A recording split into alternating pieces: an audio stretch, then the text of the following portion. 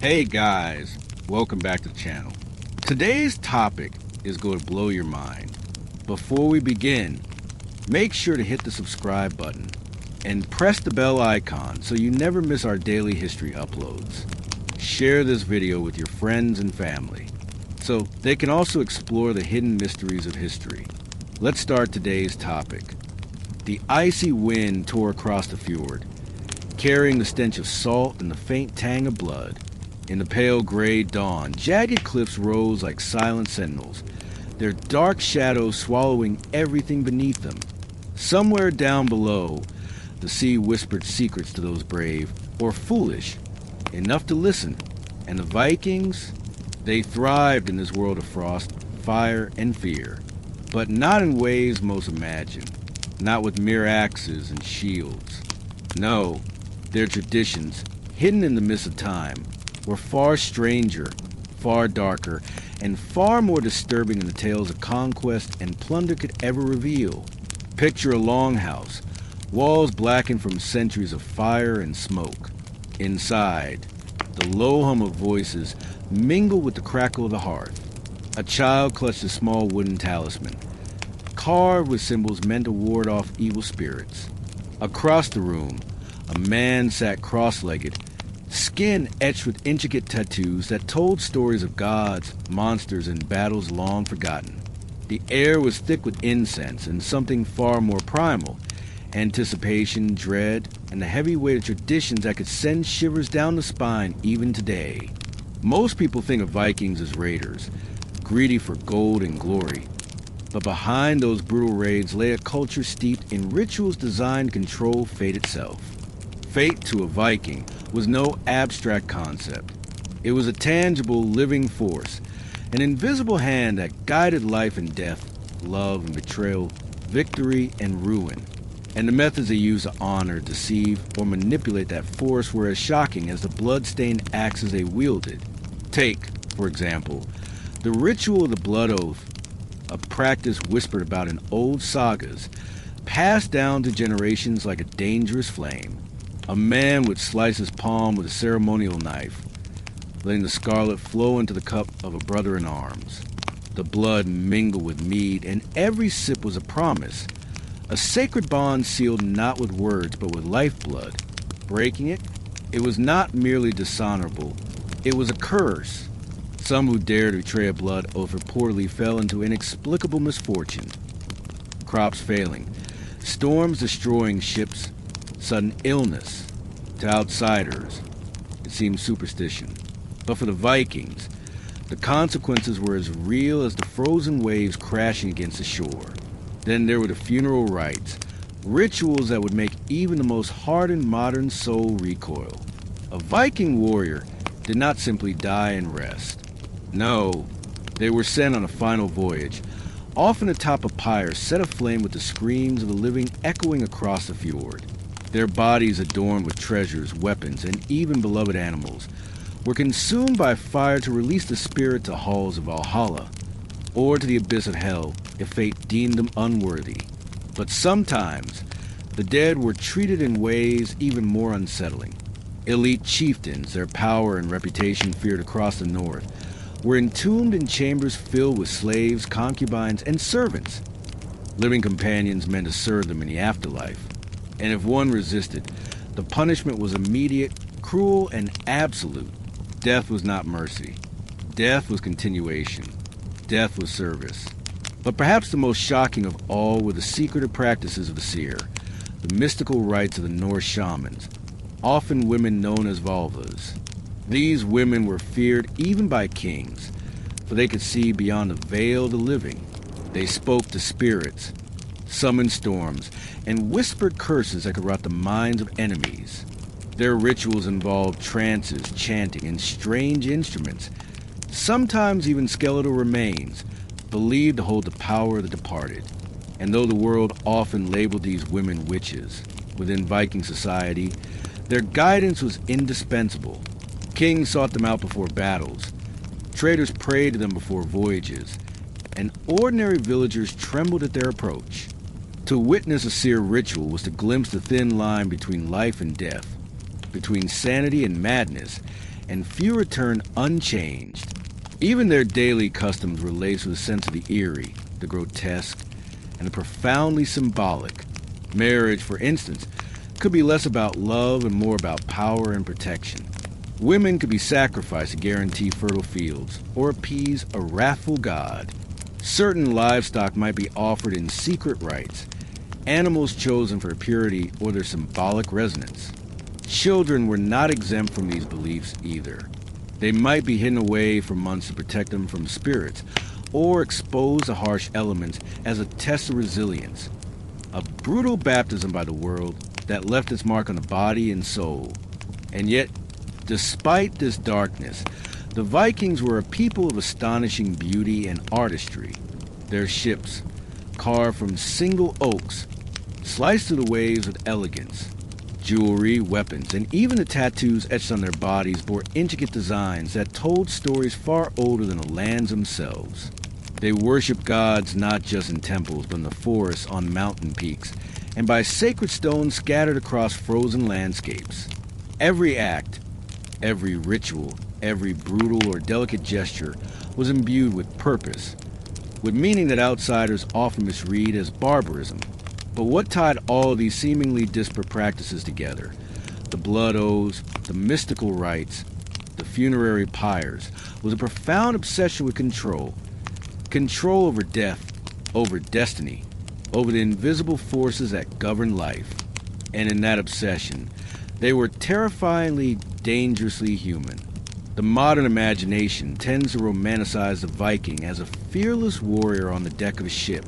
The truth is far stranger. The real Vikings lived in a world where fear and wonder walked hand in hand, where the invisible threads of fate could strangle or sustain them, and where the line between life and death, good and evil, loyalty and betrayal, was as thin as the frozen ice beneath their feet. Even now, centuries later, echoes of these practices persist in folklore, in whispered legends, and in the skeletal remains archaeologists uncover in the frozen north. Unearthed swords still stained with rust and blood, burial mounds concealing secrets that modern eyes struggle to comprehend, and inscriptions hinting at rituals so strange they defy logic. These remnants remind us that the Vikings' world was not merely violent, but shockingly intimate with the supernatural, the mystical, and the terrifyingly bizarre. And as the dawn broke over the fjord, painting the sky in bruised purples and grays, one could almost hear the echoes of the past.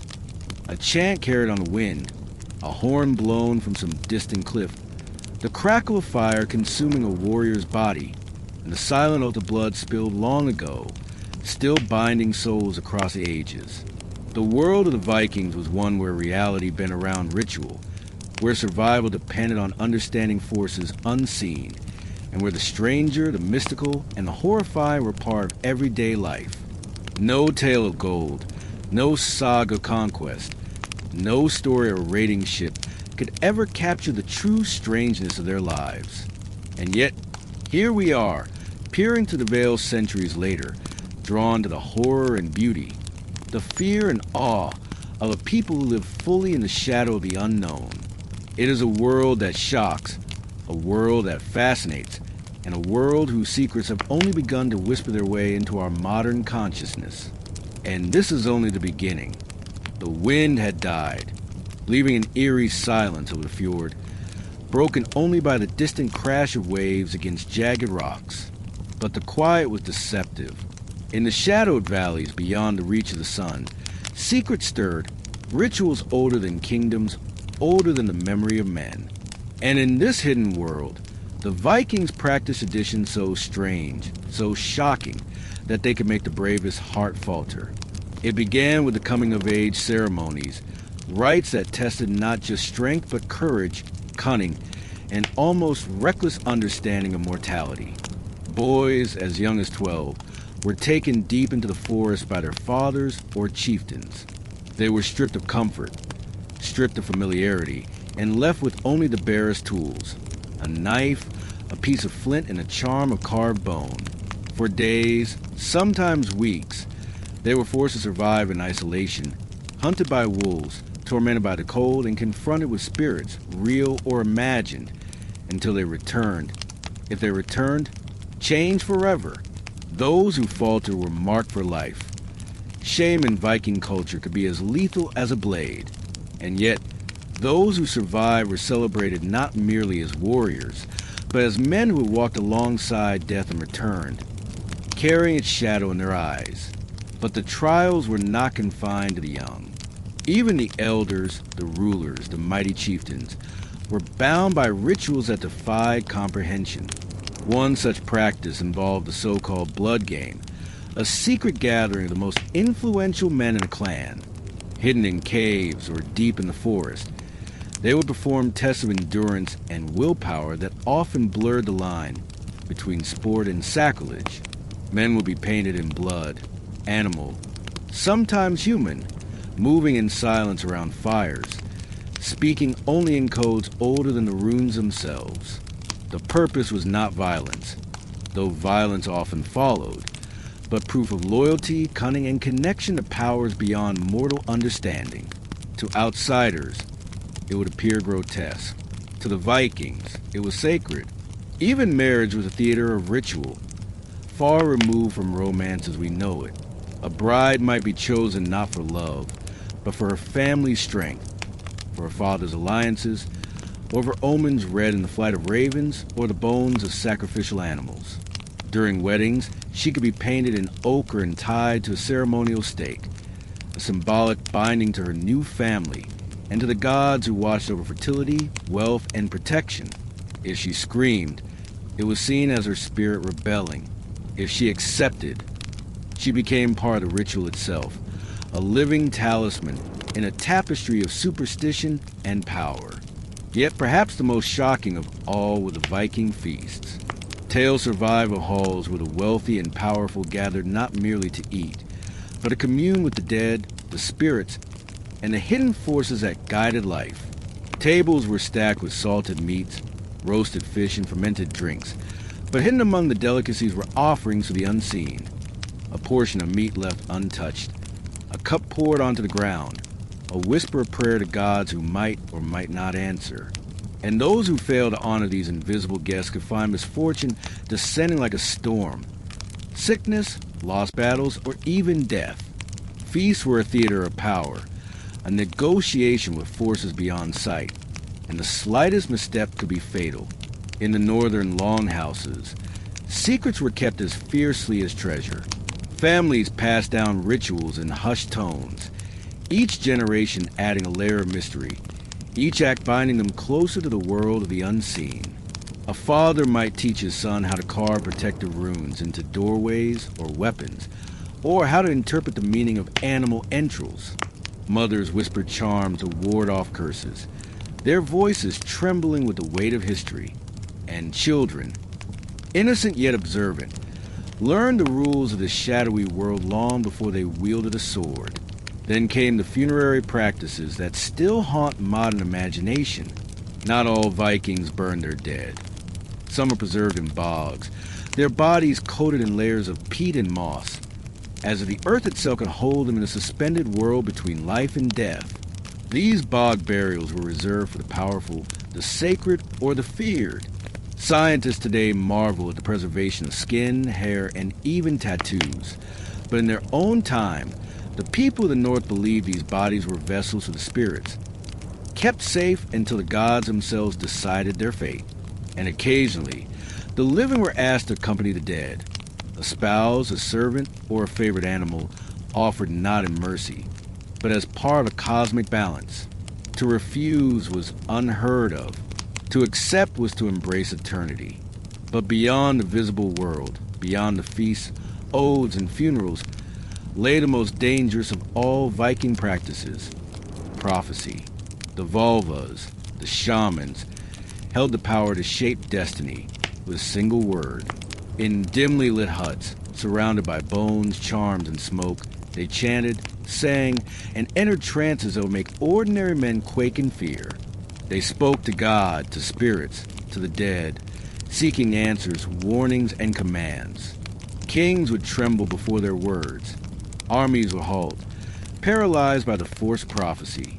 A single phrase from a Volva could ignite wars, end lives or cement legacies for centuries. And yet, these women were never rulers. They were conduits. And like conduits, they were revered, feared, and sometimes reviled.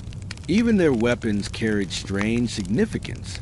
Axes, swords, and shield were never mere tools of war. They were extensions of a man's fate. A sword might be ritually anointed with blood, a shield etched with runes for protection, a dagger hidden in a child's cradle to guard against evil spirits. Ownership and handling of these objects required care and understanding, for a weapon mishandled could bring ruin as surely as any enemy's strike. Every swing, every strike, every scrape of metal against metal was a negotiation with forces beyond sight. And yet, amid this darkness and superstition, there was an undeniable artistry, a beauty that shimmered in the shadows. Carvings of gods and monsters adorned ships and homes. Stories etched in runes told of courage, betrayal, love, and revenge. Even the harshest ritual contained layers of poetry and symbolism that connected mortal life to the vast, mysterious cosmos around them. Every act, even the most brutal, was imbued with intention, a delicate dance between fear, respect, and awe. In truth, the Vikings were not simply raiders, conquerors, or warriors. They were practitioners of an ancient, almost alien philosophy, where life was fragile, death was constant, and the invisible forces of the world demanded attention and sacrifice. Every blade of grass, every crashing wave, every whisper of wind was potential omen, a message from the gods, or a warning from the dead. And to ignore it, that was a risk no Viking could afford. As night fell to the fjord, shadows deepening like spilled ink, the world of the Vikings seemed to come alive. Fires burned in distant longhouses, their smoke curling into the cold night air. Somewhere a Volva chanted, her voice echoing against the cliffs, carrying promises and curses alike. The blood games, the trials, the feasts, the prophecies, all continued, an intricate web woven across generations, binding the living to the dead, the mortal to the divine. And if one listened closely, the wind itself seemed to whisper truths too strange to believe, secrets that, if revealed, could shock the modern mind more profoundly than any battle ever could. The Vikings were not monsters, nor were they heroes in the sense we understand today. They were something stranger, something more terrifying. Humans in communion with forces beyond human comprehension, living lives where the ordinary was twisted by ritual, the sacred was bound with blood, and the line between life and death was blurred to the point of invisibility. And even now, long after the fjords have frozen over, the echoes of these dark, shocking traditions continue to call to us, daring us to understand, to imagine, and to remember. The forest was alive, a living, breathing maze of shadow and mist, where every rustle of leaves could signal predator or spirit. The Vikings moved through it with a practiced stealth, senses sharpened by generations of hunting, fighting, and ritual observation. They were not simply passing through the woods. They were reading it, listening to it, interpreting its whispers and acknowledging its dangers. Every tree, every stream, every flicker of movement carried meaning. The forest was both ally and adversary, a place where skill, superstition, and courage collided. Within this natural cathedral, the Vikings hunted, trained, and learned the art of survival. The forest taught lessons that could not be learned in a village or on the battlefield. The scent of moss and wet earth mingled with the faint odor of animals, the hum of insects, and the occasional distant howl of wolves. Each sound, each scent was a clue, a warning, or an opportunity. Tracking prey, avoiding danger, or discovering edible plants was as much a spiritual practice as a practical one. The Vikings believed that the forest was inhabited by spirits, gods, and unseen eyes, watching, judging, and occasionally aiding those who respected its rules. Hunting was ritualized. Weapons were chosen with care. Axes, bows, and spears balanced for precision and lethality, adorned with runes or symbols meant to confer luck and divine favor. Before the hunt, Offerings might be made, prayers recited, and incantations whispered to ensure the favor of the gods. Success was never assumed. It was earned through skill, intuition, and adherence to mystical law. A hunter might kneel beside a stream, drop a coin or a piece of food as a gift to the spirits, or mark a tree with a rune of protection. These actions were subtle, yet they carried immense weight in the Vikings' worldview. But the forest was not a passive teacher. It was alive with its own threats. Wolves, bears, and other predators could strike at any moment. Hidden bogs and treacherous cliffs could claim lives in an instant. Poisonous plants or contaminated water could leave the unwary incapacitated. Even more terrifying, however, were the unseen forces. Spirits believed to haunt certain groves, vengeful ancestors lurking where graves have been disturbed, or malevolent entities attracted by disrespect or negligence. Every step, every sound, every glance required vigilance. The Vikings knew that survival depended not only on strength and skill, but on respect, awareness, and mastery of both the physical and spiritual landscapes. Training in the forest was not merely about physical prowess. It was a test of courage and understanding. Young warriors learned to move silently, track without being seen, and anticipate the unexpected. They carried rituals into this practice, gestures to ward off evil, charms tucked into clothing, and whispered prayers before crossing particularly dangerous terrain. Their education combined technique, intuition, and spiritual discipline, creating a warrior attuned to both the world of men and the unseen forces around them. Some hunts were spectacular displays of skill and strategy. A pack of wolves might be cornered, or a herd of deer driven toward a hidden trap. Each action required coordination, foresight, and mastery of timing. The Vikings' intimate knowledge of the forest allowed them to manipulate the environment as effectively as any enemy. Trees became barriers, streams became guides, and natural sounds were used to mask movement or create deception. Success was a combination of human ingenuity, experience, and the subtle favor of forces beyond the visible. At times, the forest became the stage for darker rituals. Certain animals were sacrificed to gods or spirits, their blood offered to ensure protection, victory, or fertility. The act was never casual. It was infused with symbolism, fear, and intention. Warriors might chant, beat drums, or trace runes in the soil before or after the kill, invoking powers to witness and bless the act. These ceremonies reminded participants that life and death were intertwined, that power was earned and reinforced through ritual, and that the natural world was both precious and dangerous. The forest also had secrets of the dead. Burial mounds, hidden graves, and sacred groves were scattered throughout the landscape, known only to those who could read the signs. Ancestors were believed to linger in these spaces, influencing the living, guarding treasures, or punishing the disrespectful. The Vikings navigated this delicate balance, performing small rites to honor the dead and avoid angering spirits. Each journey through the woods was thus both physical and spiritual, a dance between survival, reverence, and fear. Even the weather was a character in this woodland drama. Mist rolled over the ground, fog clinging to low branches, while wind rustled the leaves like whispers of the unseen. Rain slicked paths and chilled the bone, adding a layer of challenge and unpredictability. The Vikings observed these signs closely. A sudden shift in wind or an unusual silence in the forest could indicate danger or opportunity. They interpreted nature constantly, blending observation with superstition to anticipate outcomes and manipulate events in their favor. The forest was also a place of storytelling and cultural education.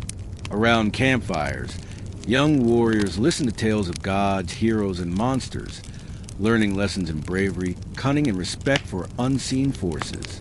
Every legend served a purpose: to instruct, to warn, and to embed fear and reverence in the minds of the next generation. The physical training of the hunt was inseparable from these spiritual lessons, creating individuals who could survive, fight, and navigate both visible and invisible worlds. Even simple acts, collecting firewood, fetching water, setting traps, were performed with mindfulness, awareness, and ritual. Charms were placed, runes carved into nearby trees, and prayers whispered to maintain protection and balance. In this way, the forest became a living classroom for a civilization attuned to danger, beauty, and cosmic order. The Vikings' ability to see life as layered, interconnected, and charged with meaning allowed them to survive in an environment that would have overwhelmed others. By dusk, the forest took on an almost mystical quality. Shadows stretched like fingers. The air cooled and thickened, and unseen creatures stirred.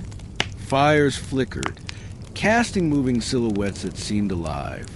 The scent of herbs, smoke, and damp earth mingled, creating a sensory tapestry that was simultaneously comforting and frightening. It was in this twilight between light and shadow, life and death, that the Vikings truly understood their world, a place where survival demanded mastery. Fear was constant, and ritual was inseparable from action. In this endless interplay of danger, beauty, and belief, the forest became a microcosm of Viking life itself. Here were the lessons of skill, strategy, courage, and spiritual discipline, all sharpened by necessity and risk. Every hunt, every step, every whispered chant reinforced a truth that would carry into battle, into the longhouse, and across the seas. The Vikings did not merely survive. They mastered the world visible and invisible, learning to bend both nature and fear to their will. And as the moon rose to the treetops, casting silver light across the forest floor, it became clear that for the Vikings, the unseen was as real as the seen, the mystical as tangible as the physical, and that life itself was a ritual, a challenge, and a spectacle to be mastered. The night was alive with the scent of smoke, brine, and pine, carried from distant longhouses to the shores of the fjord, where shadows danced against the jagged rocks. The stars were pale slashes across the black sky, indifferent witnesses to the rituals that twisted life and death together in ways that even the boldest men could scarcely comprehend. And here in the cold, silent world between night and dawn, the Vikings' darker traditions emerged with startling clarity, a tapestry of superstition, survival, and shock that most historians still barely dare to describe. Among the most unsettling of these was the practice of sacrificial divination. The Vikings believed the future could be glimpsed not through mere observation or prediction, but through blood, bone, and the restless spirits of the dead. A goat, a horse, sometimes even a slave, might be offered to gods in secret ceremonies deep in the woods. The animal's death was not senseless. The heart was examined, the entrails read like a map, and every twitch or color was interpreted as a warning, a prophecy, or a command. Some sagas even describe warriors drinking from the skull of a sacrificed enemy, believing the strength, courage, or cunning of that man could flow into them, binding them to victory in battle. It is a ritual that shocks the modern imagination, but for the Vikings, it was survival, an intimate, terrifying negotiation with powers unseen. And yet, the public and private rituals were only part of the story. The Viking obsession with honor and revenge gave rise to practices that could seem incomprehensible today. Blood feuds were not simply personal disputes. They were sacred obligations. A man who killed a relative demanded vengeance, and the cycle could stretch for generations, claiming innocent lives as collateral. Houses might be burned, villages terrorized, and yet the act was not only socially sanctioned, it was morally imperative. In the cold northern winters, when the nights were long and the shadows deep, the echoes of these vendettas hung in the air like a living presence, a reminder that life itself was fragile and death never far. Even more shocking were the Vikings' preparations for war, which bordered on the ritualistic and the occult. Before launching a raid, warriors would often anoint their weapons with blood or perform ceremonies designed to summon luck and strength. Some would walk in silence for days, fasting and meditating, seeking visions from the gods or omens in the flight of birds. Others employed magic and runes, carving symbols into swords, shields, and even their skin, believing that these markings would protect them from arrows, bind enemies in invisible chains, or even allow them to influence the outcome of battle before it began. To the uninitiated, it may seem superstition, but for the Vikings, this was science, strategy, and survival intertwined with the divine. The preparation was not limited to the battlefield. Even intimate aspects of daily life were infused with these dark, symbolic customs. A child might be hidden under a bed on a certain night, shielded from spirits believed to steal innocence. A woman might hang charms in her home to protect against curses cast by jealous neighbors or wandering seer. Travelers would offer coins or small sacrifices to the roads, bridges, and rivers, appeasing invisible guardians who could decide their fate. The Vikings' reality was one where danger and divinity coexisted, where superstition was not foolishness, but critical means of survival in a world both beautiful and brutal. And then there were the rituals of death and battle, which reveal the most shocking and visceral truths about Viking culture. Warriors did not simply die. They were tested, marked, and sometimes even manipulated in their final moments. Legends speak of chieftains who, mortally wounded, were left in the snow or under the freezing water to determine whether their spirit would endure. Some accounts suggest that soldiers were instructed to drink mead laced with hallucinogenic herbs before combat, seeking visions of victory or warnings of doom. The edge between courage and madness, life and death, was razor thin, and the Vikings walked it daily. Perhaps the most disturbing of all were the practices surrounding ritualized violence outside of war. Some sagas tell of warriors striking each other with bare hands or blunt weapons in ceremonial fights, drawing blood as proof of loyalty, courage, or submission.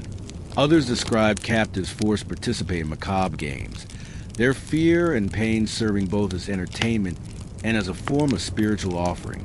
The line between cruelty, religion, and survival was blurred beyond recognition. To the Vikings, pain and fear were not merely endured. They were meaningful, sacred, and even necessary.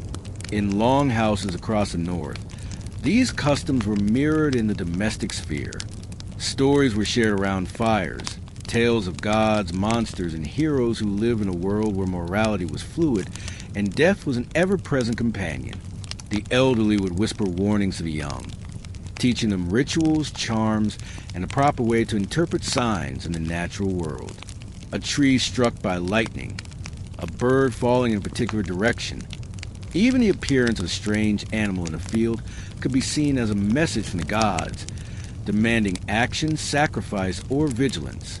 And within these layers of fear, reverence, and superstition existed a profound sense of beauty and order.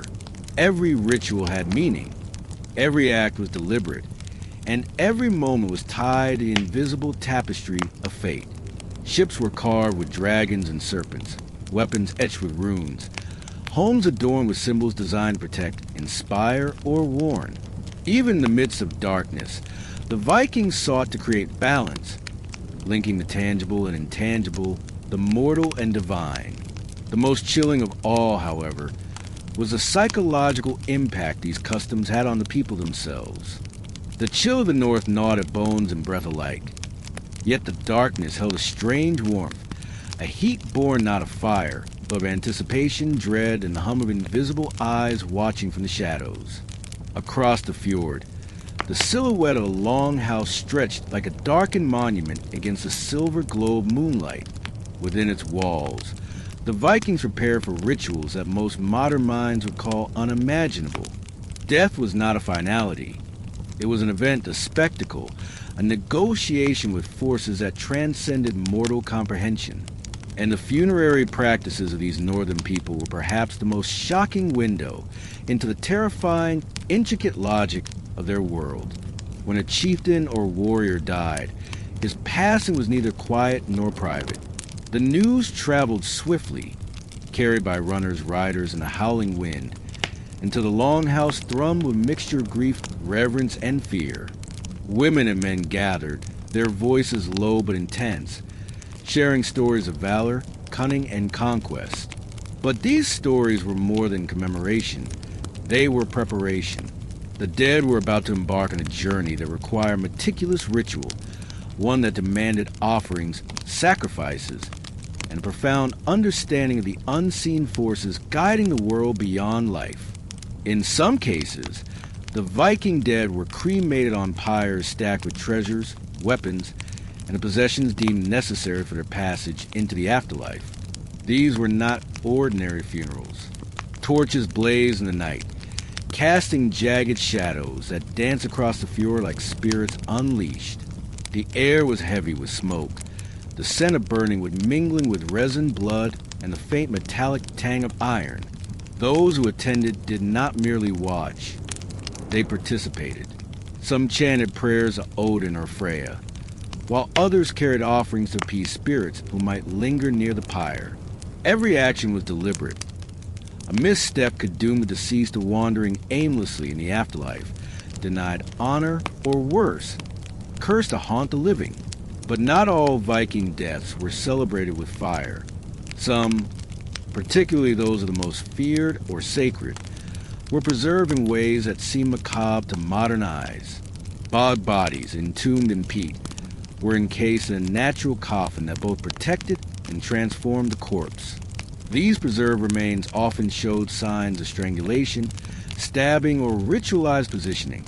Some bore tattoos or painted markings, clues that suggest these individuals were considered vessels for the gods, intermediaries between the mortal and the divine.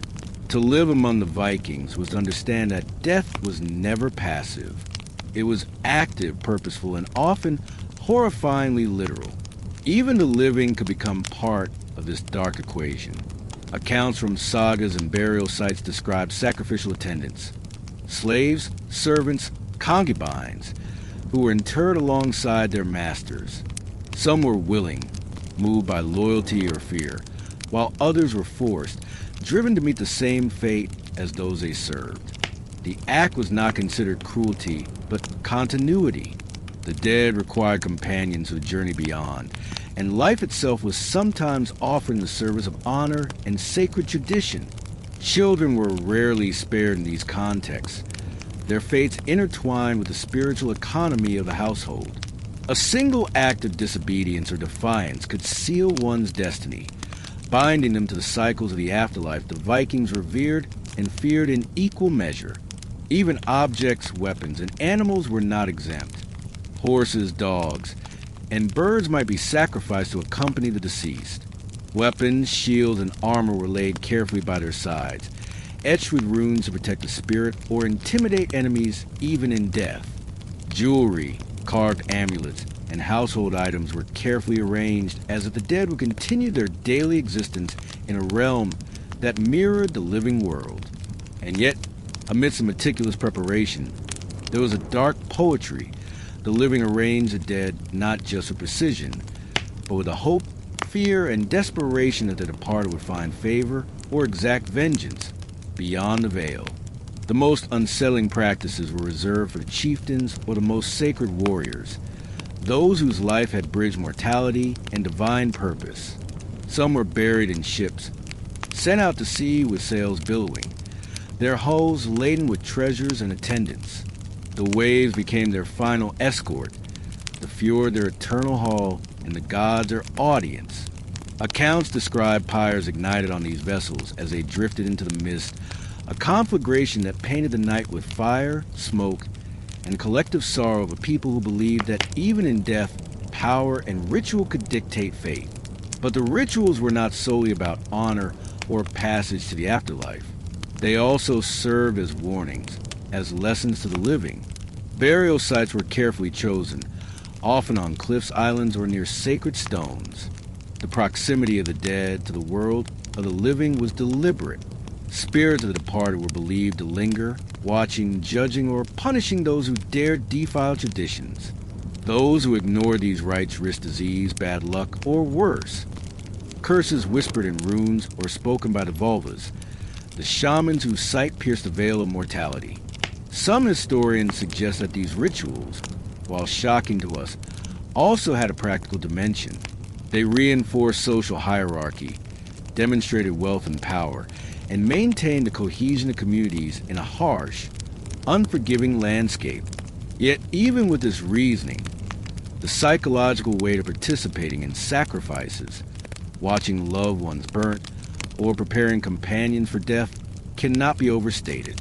The Vikings lived intimately with mortality, with rituals that intertwined fear, reverence, and awe into a seamless, sometimes horrifying tapestry.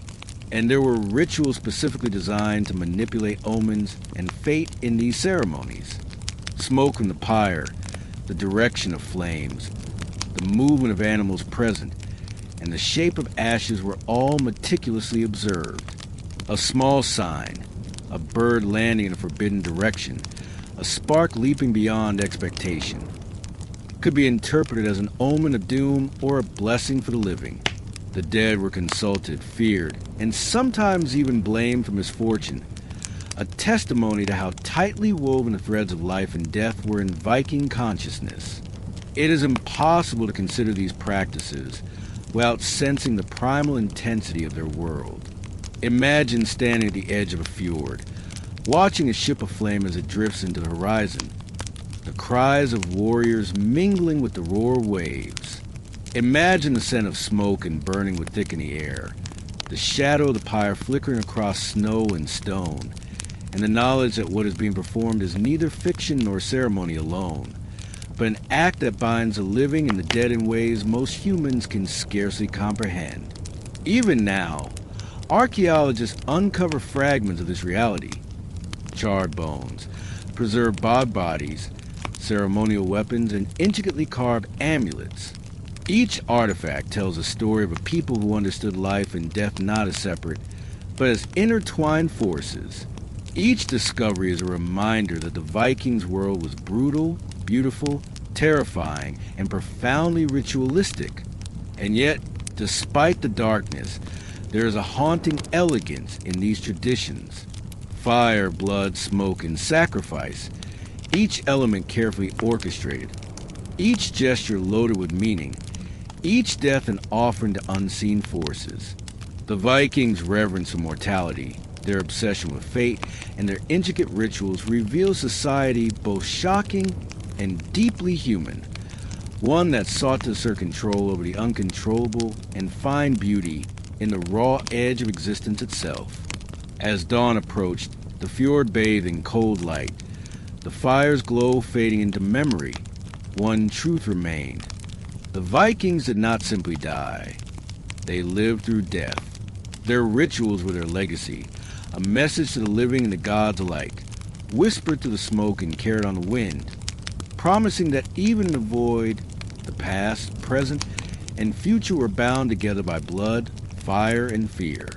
And somewhere in the shadows, a new ritual was beginning, another layer of secrecy, another thread in the tapestry of civilization whose fascination with life, death, and the invisible was as intoxicating as it was terrifying.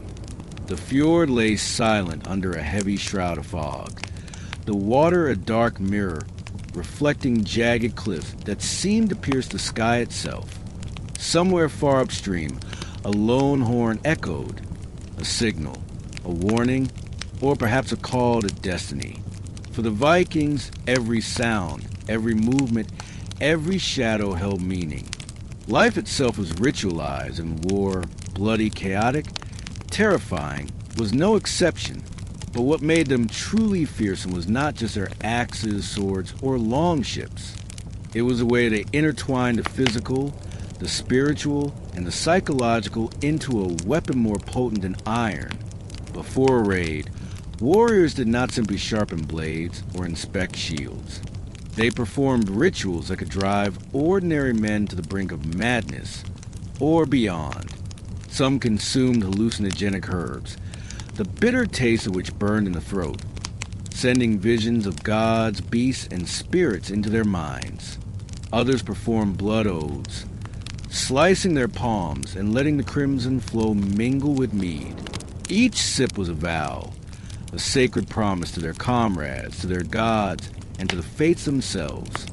Breaking it was not merely dishonorable. It was a curse, one that could bring disaster upon a clan for generations. The preparation was as psychological as it was physical. Warriors practiced in silence for days, moving through forests and fjords as though stalking invisible enemies. Every snap of a twig, every rustle of leaves, every shift of shadow could signify danger or an omen. Some carried talismans, bones, or charms, believed to hold the power of the dead or to attract the favor of gods like Odin or Tyr. Shields were etched with runes, axes painted with protective symbols, and even their tattoos were designed to intimidate foes while invoking divine protection. To face a Viking was to face not just a man, but a living ritual, a vessel of power, fear, and destiny. Then came the rituals of battle frenzy, a state both terrifying and mesmerizing. Warriors would beat their shields, scream in guttural tones, and dance across the battlefield, eyes wild with a combination of rage, devotion, and hallucinatory vision. In this state, pain became irrelevant, fear dissolved. Death itself seemed to bend to the will of those who had walked the rituals of preparation. Some sagas describe warriors as untouchable, moving like shadows through arrows and swords, striking with precision and brutality that could only be explained as supernatural. And to the enemy, this sight was nothing short of apocalyptic. The Vikings' obsession with omens and divination extended even to combat. Before every raid, a Volvo or seer would often accompany the group, chanting, performing rituals, and interpreting signs that could alter strategy in an instant. A raven flying in a particular direction, a spark leaping from a fire, the trembling of an animal, all could dictate the choice of landing, the formation of attack, or even whether to delay a raid entirely. War was a chessboard, but one in which gods, spirits, and fate themselves were the unseen players. Violence was ritualized, and death was both weapon and message. Some warriors carried symbols of sacrifice, small carvings or charms meant to bind their enemies in fear. Others practiced ceremonial strikes on the weak, captives, animals, or even corpses to demonstrate skill, power, or devotion. The line between preparation and cruelty was razor thin. For the Vikings, fear was a tool, ritual was a shield, and every swing of the blade was informed not just by strength, but by an understanding of the mystical, psychological, and symbolic dimensions of combat. Even the ships were extensions of ritualized warfare. Long ships were carved with dragons, serpents, and intricate runes, believed to both protect the crew and intimidate the enemy. They moved silently through fjords, emerging like ghosts from a mist, and the warriors aboard were ready not only to fight, but to enact the entire spectrum of their mystical and martial training. Some accounts describe the decks of ships painted in blood-red patterns, a visual declaration that those who face them are entering a world where death, ritual, and fate converged. One of the most shocking practices was the use of psychological warfare intertwined with superstition. Before raids, Vikings might leave symbolic offerings near enemy villages, such as carved skulls, animal bones, or blood-marked stakes. These were not mere threats. They were signs, messages interpreted by the enemy as evidence of divine or supernatural favor. Some raiders would whisper rumors of curses, hauntings, or divine wrath, knowing that fear itself could weaken an enemy before swords were drawn. This was not luck or coincidence. It was strategy entwined with ritual, belief, and raw human terror. But even within their own ranks, rituals maintained order, loyalty, and cohesion. Initiation into a war party could involve secret ceremonies, testing courage, obedience, and faith in unseen forces. Warriors who faltered were sometimes punished in ways that seem extreme today, from temporary exile to ritual humiliation. The goal was simple yet profound: to forge a group in which fear, trust, and devotion to the mystical and martial code were inseparable. In this way, Vikings were not merely fighters. They were walking, living instruments of their culture, trained to embody power, terror, and devotion simultaneously. Even the spoils of war were ritualized. Victorious clans often performed ceremonies over captured goods, consecrating weapons, treasure, and slaves to the gods. The treatment of the dead, both fallen enemies and honored warriors, followed strict codes designed to please gods, appease spirits, and bind the community together. These acts reinforced a delicate balance between fear, respect, and devotion, creating a society in which every violent action was also a sacred duty. And yet, there was a paradoxical beauty in it all. The frenzy of battle, the precision of rituals, the interplay between fear and devotion. These elements combined to create a society capable of acts that were both horrifying and awe-inspiring. They understood life and death in ways that modern observers struggle to comprehend. That fear could be harnessed, that ritual could empower, and that the divine, mortal, and psychological were inseparably intertwined. Even centuries later, archaeologists uncover evidence of these practices. Weapons marked with runes, skeletal remains showing signs of ritualized injury, longships carefully arranged with offerings, and ceremonial artifacts that hint at strategies far beyond mere combat. Each discovery speaks to a people whose understanding of war transcended the physical and entered the mystical. As dawn broke over the fjord, painting jagged cliffs in pale, ghostly light, one could almost hear the echoes of ritualized war, the clash of axes, the hum of chants, the roar of warriors lost in trance, and the invisible eyes of gods and spirits observing every move. The Vikings did not merely raid. They performed, they manipulated, they transformed fear, ritual, and belief into a weapon more potent than iron. And somewhere in the mist, on a cliff overlooking the water, a lone figure carved runes into a shield, whispering prayers, invoking protection, and preparing for a journey that would blur the line between life, death, and the divine. This was the true power of the Vikings, a society where every swing of the axe, every step across the fjord, every heartbeat was infused with magic, fear, and understanding of forces far beyond human comprehension. The fog rolled in thicker, swallowing the horizon, and the distant horn blew again, a call not just of battle, but to the invisible, terrifying, extraordinary world the Vikings inhabited, a world that remains both horrifying and mesmerizing to this day. The morning sun barely pierced the cold northern haze, casting a pale silver light across frostbitten fields and frozen streams. Within the longhouses of the Vikings, life moved in a rhythm both brutal and meticulous, each gesture infused with meaning, each sound carrying weight far beyond its ordinary appearance.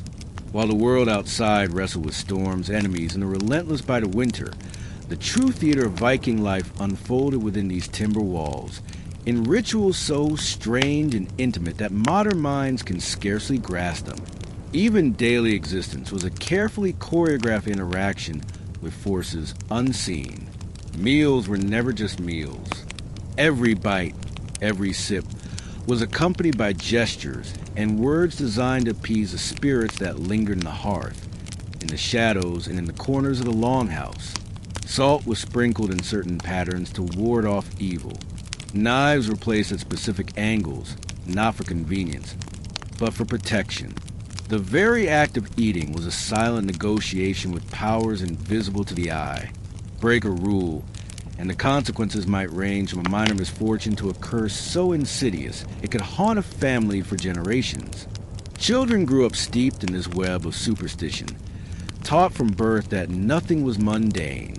A fallen feather could be a message from the gods, a sudden chill a warning of approaching doom.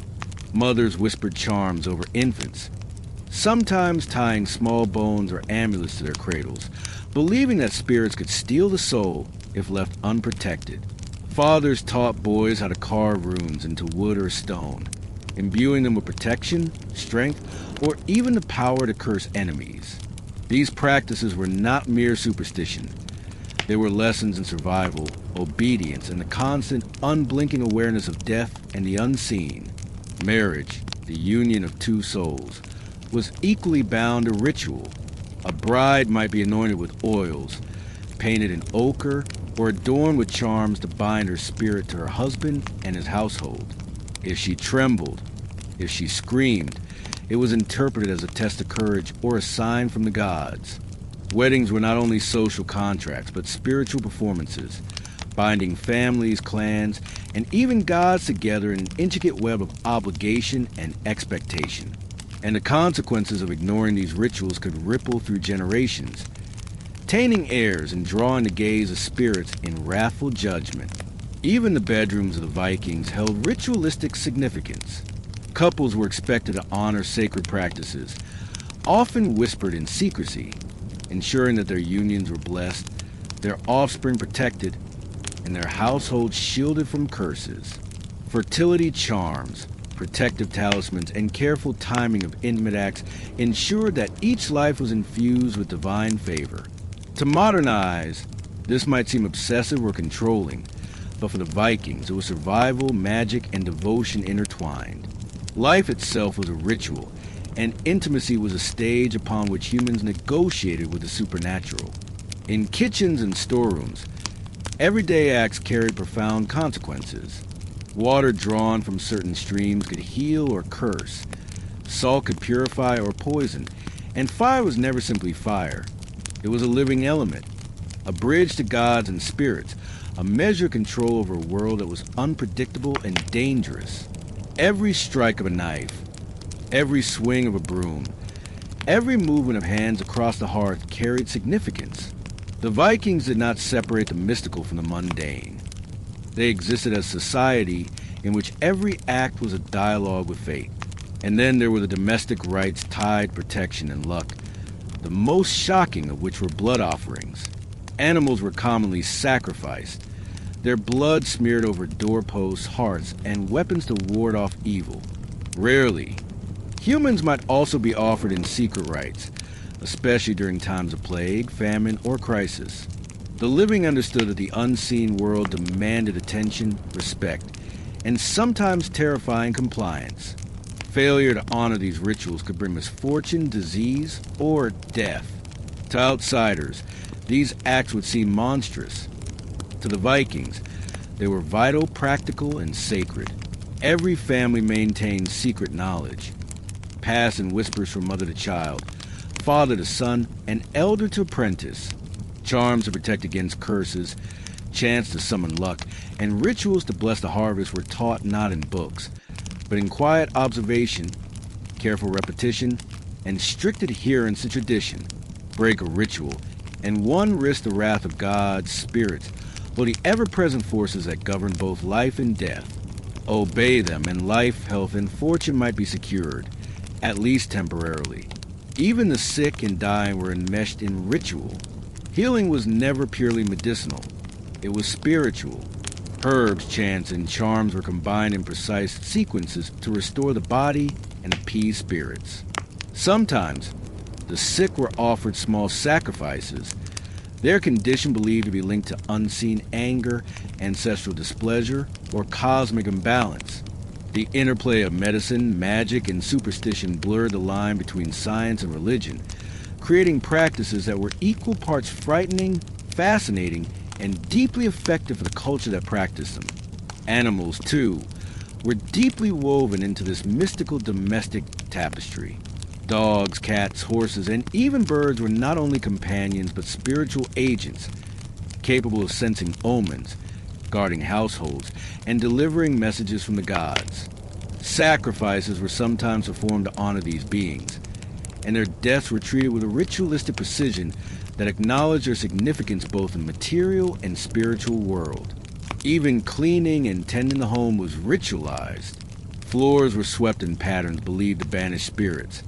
Smoke was carried through rooms to cleanse the air of unseen evil, and every corner was carefully monitored for signs of intrusion from ghosts or malevolent forces. These acts were so ingrained that they became second nature, creating a household environment that was both protective and terrifyingly aware of the unseen. Despite the darkness, there was beauty. The Vikings painted, carved, and adorned their homes with symbols of protection, stories of gods and heroes, and talismans that combine artistry with power. The interplay of firelight, shadow, and ornamentation created spaces that were simultaneously homey and otherworldly, comforting and fearsome. Every object, every gesture, every whisper carried layers of meaning, making even the simplest domestic act performance in a universe alive with spirits and omens.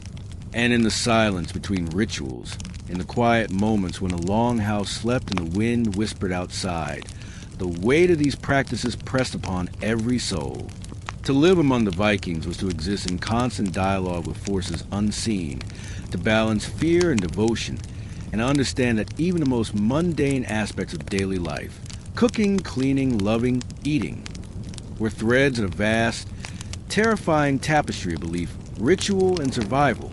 By the time the sun rose fully over frost-crusted peaks, the longhouse hummed with life, devotion, and preparation. The Vikings were ready not only to face the world outside, the storms, enemies, and raids, but the world within, a realm of unseen forces, spirits, and ancient rules that shaped every heartbeat, every breath, and every step of their lives. And as the wind carried the faint cries of distant ravens, the unspoken truth became clear. The Vikings' mastery of the mystical and domestic, their rituals of life and death, created a society that was as horrifying as it was mesmerizing, a people whose every action, private or public, was a negotiation with forces far beyond the understanding of ordinary men. The mist clung to fjords like a living thing, curling around jagged rocks and frozen waters, hiding secrets in its gray folds. For the Vikings, fear was not simply an emotion. It was a tool, a weapon, a ritual that shaped every choice, every action, every heartbeat. To survive, to dominate, and to be remembered, they learned to harness the invisible, the mystical, and the terrifying, blending superstition and strategy into an almost supernatural form of power. In war, the line between reality and myth was deliberately blurred. Tales of berserkers, warriors who would enter battle in trance-like fury, spread fear even before swords were drawn. These men, some claimed, could not feel pain, could not be stopped, and were possessed by the spirits of wolves or bears. Opponents believed their eyes burned with fire, and their roars could summon storms. The effect was psychological domination. Before combat even began, enemies were paralyzed by the unknown, unsure whether they faced humans or monsters. In this way, the Vikings weaponized fear itself, a dark and terrifying art honed over generations. Yet the berserkers were only the most visible part of the system. Every raiding party relied on omens, curses, and rituals to assert control over the battlefield. Warriors would mark shields and sword with runes, believing that the symbols could bend fortune, strike terror into enemies, or summon the favor of the gods. A raven circling overhead, a flicker of lightning, or the unnatural behavior of animals in the vicinity could dictate tactics, timing, and targets. Victory was not solely earned with strength. It was conjured, predicted, and manipulated through an intimate understanding of the unseen. Even the smallest gestures carried enormous weight. Some warriors would paint their faces with intricate patterns in black, red, or white, invoking ancestral spirits and giving the illusion of supernatural ferocity. Others would whisper curses to the wind before battle, ensuring that enemies would be struck down not only by steel, but by the invisible forces believed to guide fate. The battlefield became a theater, where fear, belief, and violence converged into a single, unstoppable momentum. The psychological manipulation extended to the civilian populations as well. Villages threatened by Viking raids were often terrorized before combat began. Symbols of death, skulls, blood, stakes, were displayed, sometimes combined with whispered tales of curses or divine wrath. These acts were strategic, designed to weaken morale, break resistance, and establish control without a single swing of the axe. Fear itself became an ally, one that required no food, no sleep, and never wavered. Beyond intimidation, the Vikings were masters of ritualized cruelty that reinforced their societal power. Captives were often displayed in grotesque tableaus, bound, painted, or partially executed as a warning to both enemies and allies. These acts were not gratuitous. They were deeply symbolic, serving as lessons, prophecies, and offerings to gods whose favor was essential for survival. A single ritualized act of terror could cement authority over a region, ensuring compliance through awe and fear rather than constant combat. Even within their own clans, fear was structured, ritualized, and purposeful. Leaders enforced loyalty through both reverence and intimidation, sometimes employing mystical practices to assert divine right. A chieftain's words were law not merely because of strength, but because he was believed to be favored, watched, or even inhabited by divine forces. Missteps could invoke curses, social ostracization, or ritual punishment. Obedience was enforced through belief, and belief was enforced through ritual, a cycle as invisible as it was effective. The Vikings' use of mythology in warfare added another layer of psychological potency. Heroes and gods from ancient sagas were invoked in chants and battle cries, reminding warriors and enemies alike that they were playing a part in a cosmic drama. Tales of Odin, Thor, and Loki were not bedtime stories. They were living strategies. A warrior shouting the name of Thor before a raid did more than honor a god. He transmitted the power of myth, fear, and collective belief into the minds of all who heard it. In this way, mythology was weaponized, turning imagination itself into a form of armor or arrow. Even weather, storms, and natural phenomena were ritualized and interpreted with precision. The Vikings believed that gods could manipulate winds, waves, and lightning to favor the faithful and punish the disobedient. Before setting sail, omens were read in cloud shapes, bird patterns, and the shimmer of the northern lights. Failing to respect these signs was not folly. It was potentially fatal. Raiders might wait for days, adjusting timing and tactics according to omens and rituals, blending superstition with tactical foresight in a way that seemed almost prescient to those who opposed them.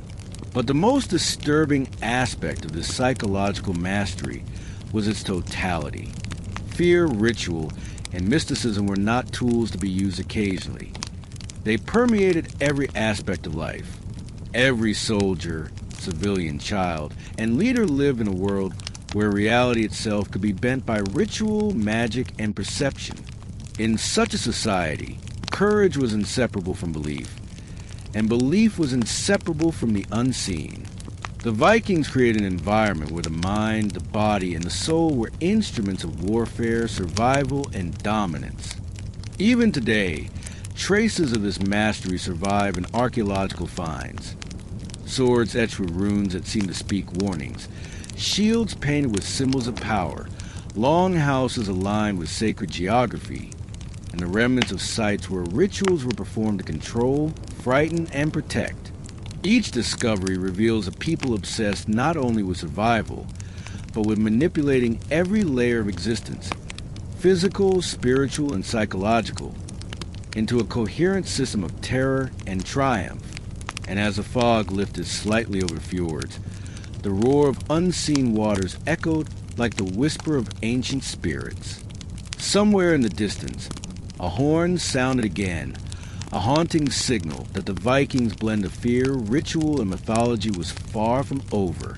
Theirs was a society where every glance, every gesture, and every heartbeat could carry consequences beyond understanding, where every enemy could be weakened by dread, and every ally strengthened by shared belief.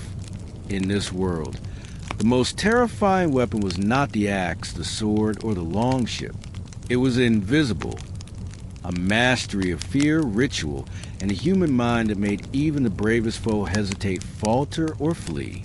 And somewhere in the shadows, warriors trained silently, honing not only their bodies, but their souls, preparing to unleash the full, terrifying spectacle of Viking power, both seen and unseen. The mist rolled in thicker, and the fjord seemed to hold its breath, as if the world itself anticipated what was coming next. A force of nature both human and mystical, disciplined and wild, terrifying and mesmerizing. And the question lingered, heavy as the northern sky.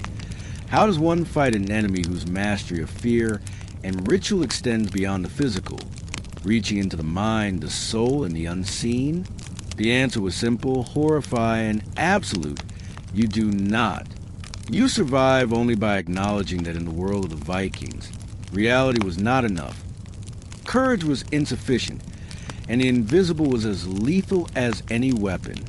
The northern winds howled through the jagged cliffs, carrying the scent of salt, smoke, and pine. Beneath this relentless sky, the Vikings' world unfolded in ways that were both mesmerizing and terrifying. Beyond raids, battles, and longships, there existed a shadowed layer of superstition and taboo rituals. Practices so secretive and shocking that even the bravest men whisper them only behind closed doors. These were the hidden truths of civilization that danced with the divine, flirted with the forbidden, and thrived in the tension between fear and faith. Some of the most horrifying practices were reserved for the sacred sites scattered across fjords, cliffs, and forests. Stone circles, burial mounds, and hidden groves served as theater for rituals that modern eyes would call grotesque. Offerings were placed carefully, sometimes food, sometimes weapons, and occasionally, the most shocking of all, human life. The dead, the living, and the divine intersected in these spaces, creating a liminal zone where ordinary morality dissolved, replaced by the unflinching logic of ritual and belief. In these sacred spaces, blood sacrifices are performed with chilling precision. Animals were common, their hearts examined, their entrails interpreted as omens. But some accounts speak of far darker offerings. Slaves, captives, or even volunteers chosen for their perceived spiritual potency. The act was never casual. It was deliberate, calculated, and infused with symbolism. Blood was not simply spilled. It was a language, a conversation with gods who demanded respect, fear, and sometimes terror. To witness such a ritual was to understand that the Vikings' devotion was not passive. It was active, brutal, and inescapable. Even the most taboo practices were wrapped in a logic that balanced the mortal and divine. Certain individuals, often shamans or vulvas, would act as intermediaries between the living and the dead. These figures carried out rites that involved chanting, dancing, and sometimes entering trance states so intense that modern observers might call them madness. In these altered states, visions of gods, monsters, and spirits were said to appear. Decisions were made based on these visions. Choices of war, settlement, or punishment, blurring the line between prophecy and strategy, belief and action. The Viking superstitions extended even to everyday geography. Certain rocks, trees, or river crossings were considered sacred or cursed, and passing them without ritual acknowledgement could invite misfortune. Travelers left small offerings, coins, bones, or trinkets, to appease spirits, while households placed charms at thresholds to guard against the unseen. Even the dead were consulted.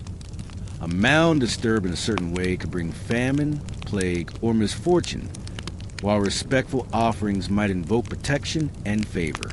Perhaps most disturbing was the Viking obsession with omens of death and doom. Certain birds, particularly ravens, were believed to carry messages from the underworld. Their cries were interpreted as warnings, and unusual behavior in animals or weather could signal impending catastrophe.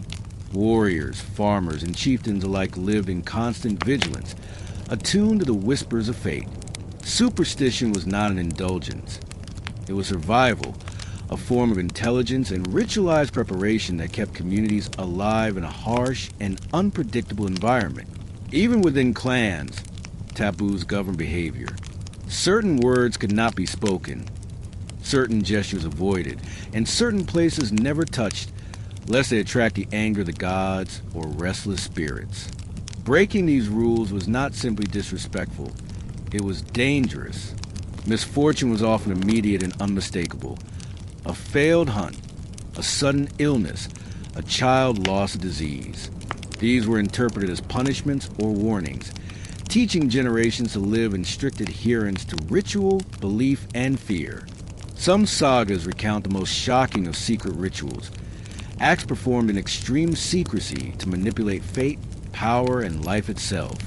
Chieftains and shamans sometimes engage in ceremonies that blurred ethics, morality, and reality, invoking spirits to curse rivals, employing charms to manipulate luck in war, or conducting rites intended to transfer strength, courage, or wisdom from one person to another. The line between sacred and profane, heroic and monstrous, was nearly invisible in these contexts. Even the dead could be enlisted in these practices. Burial mounds were sometimes disturbed not out of disrespect, but as part of attempts to communicate with ancestors or harness their power. Bones, teeth, or artifacts might be ritually manipulated to seek guidance or advantage. These acts, both shocking and symbolic, illustrate a worldview in which mortality was not an end, but a tool, a resource to be interpreted, consulted, and occasionally commanded. Yet, amidst this darkness, there was order. The rituals, taboos, and superstitions were never arbitrary. They were a system, a complex interplay of fear, reverence, and calculated action that reinforced hierarchy, survival, and the Vikings' mystical understanding of the world. Every taboo observed, every secret ritual completed, every offering made, no matter how shocking, served to maintain the delicate balance between life, death, and the invisible forces that govern all. Some of the most terrifying evidence comes from archaeological finds.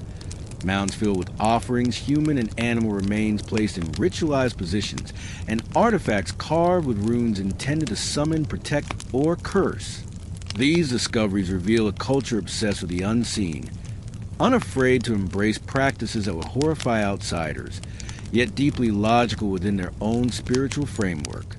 Fear was not only experienced, it was manipulated, ritualized, and woven into the very structure of society. Even today, standing before a Viking sacred site, one can feel the weight of these practices.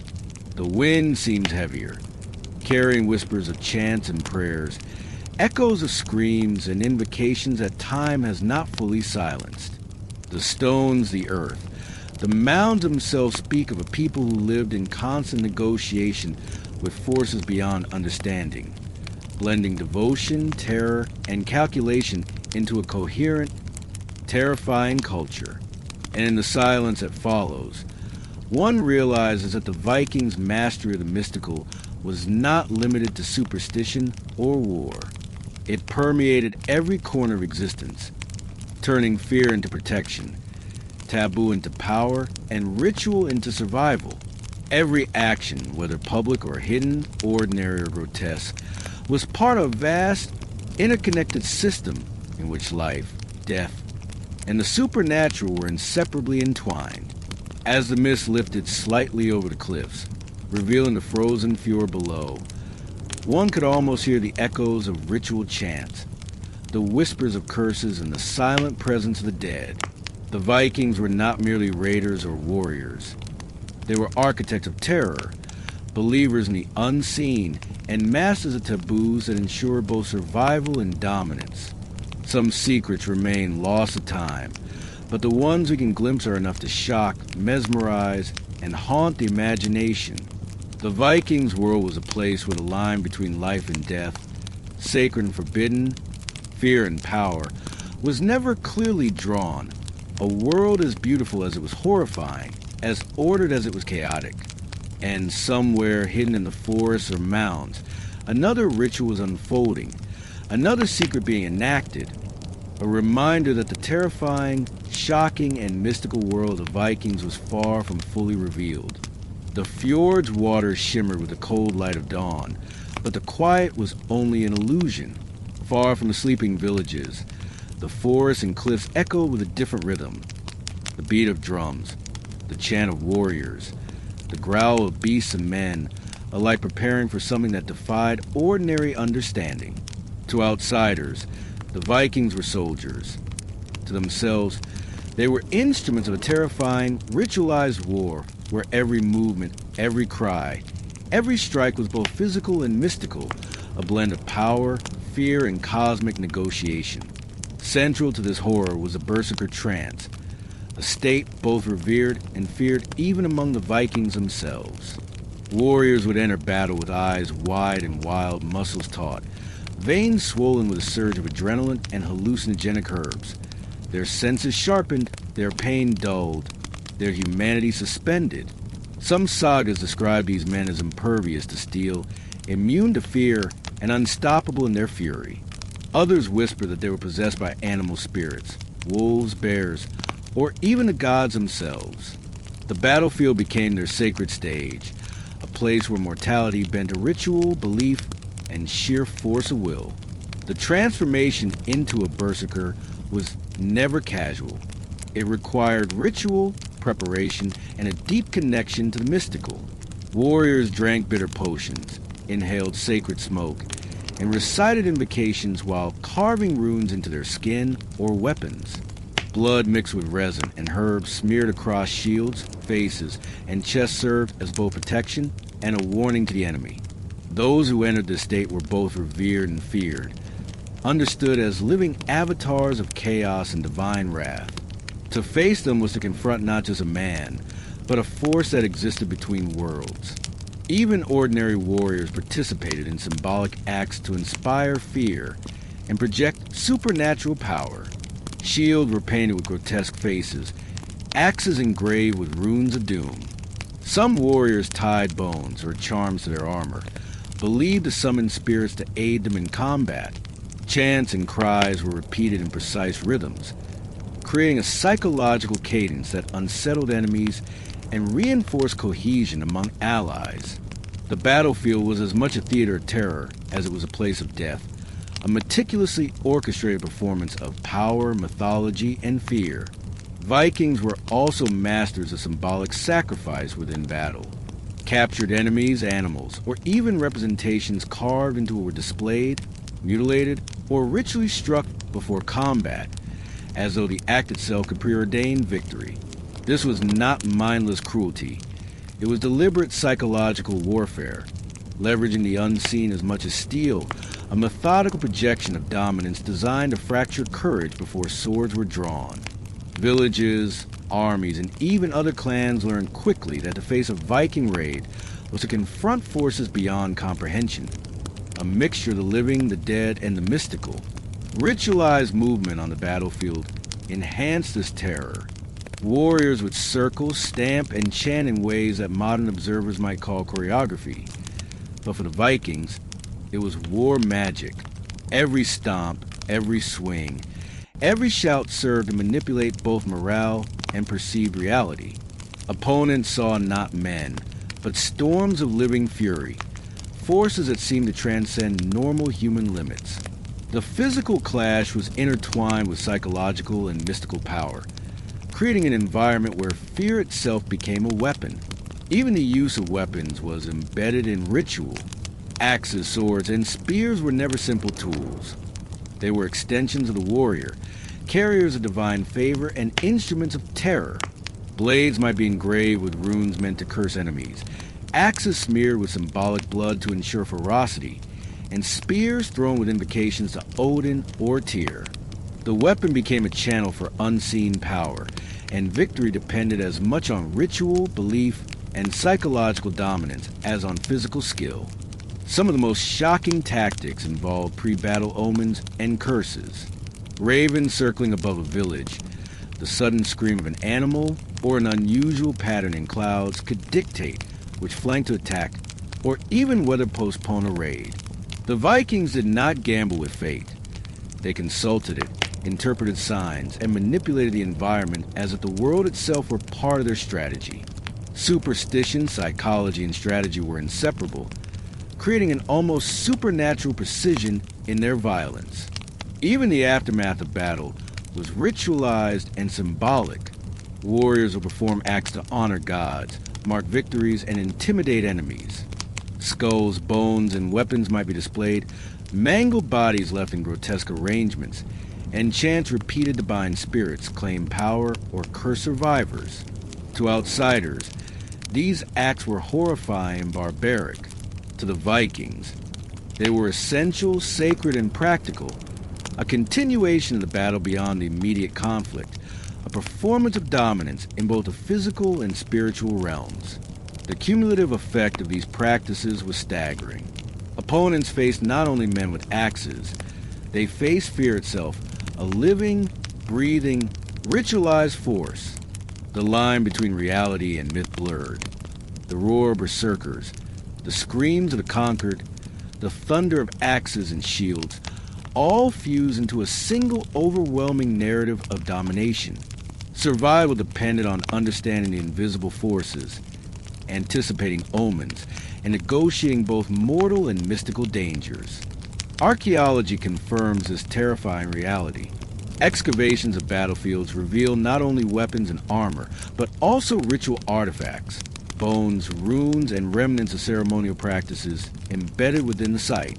These finds attest to the deliberate blending of combat and ritual, a system in which violence was amplified by belief, fear, and symbolic mastery. The Vikings created wars not merely with steel, but with the unseen, psychological, and mystical dimensions fully integrated into their strategies. And as night fell to the fjord, the echo of distant drums, chants, and the occasional war horn carried over the water, blending with the cries of ravens and wolves. It was a sound designed to haunt the imagination, a sonic embodiment of a culture that had mastered not only death in combat, but terror itself. To face the Vikings was not only to risk life, it was to step into a world where fear was weaponized, ritual was power, and the line between man and myth was terrifyingly thin. The warriors on the cliffs and longships prepared silently, their eyes cold, their rituals complete, their minds sharpened by trance, chant, and omens. Each breath was part of the larger rhythm. Each heartbeat a drum in a symphony of fear, power, and divine negotiation.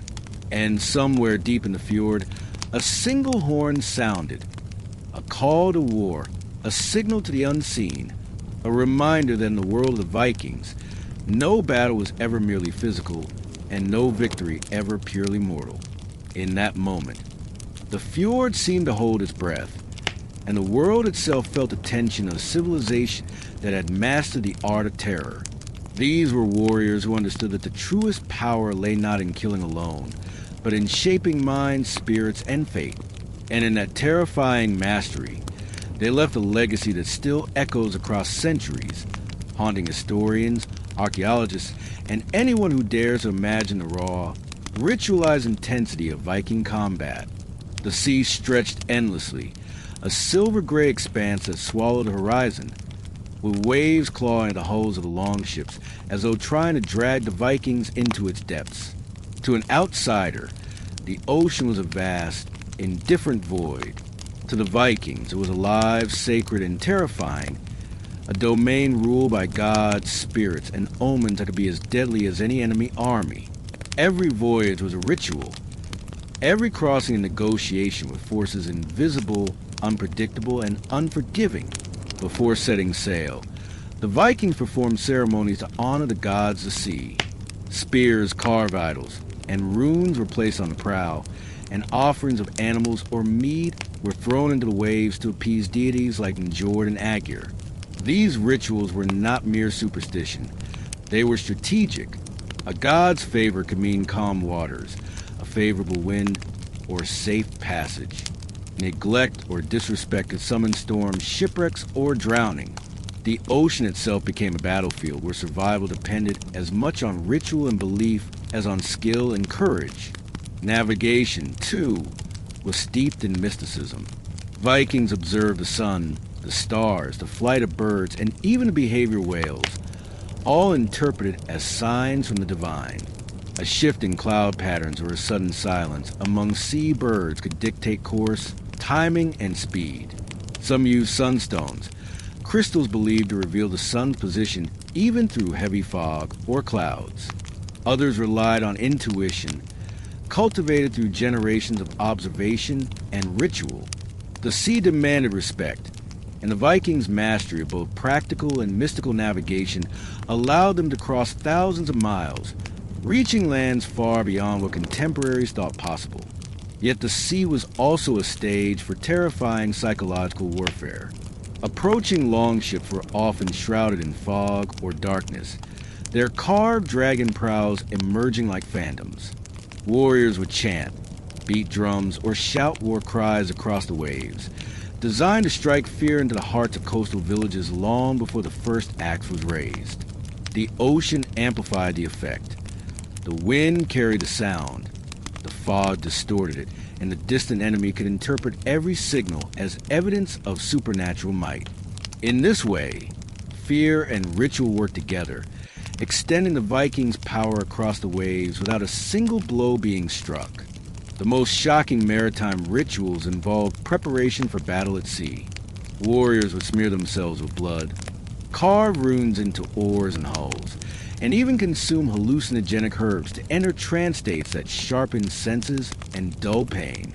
Chants were repeated in eerie unison, a hypnotic rhythm that bound the crew together and projected an almost supernatural intensity to those watching from the shore. In these moments, the line between man, beast, and divine agent blurred, creating a spectacle that was both terrifying and mesmerizing.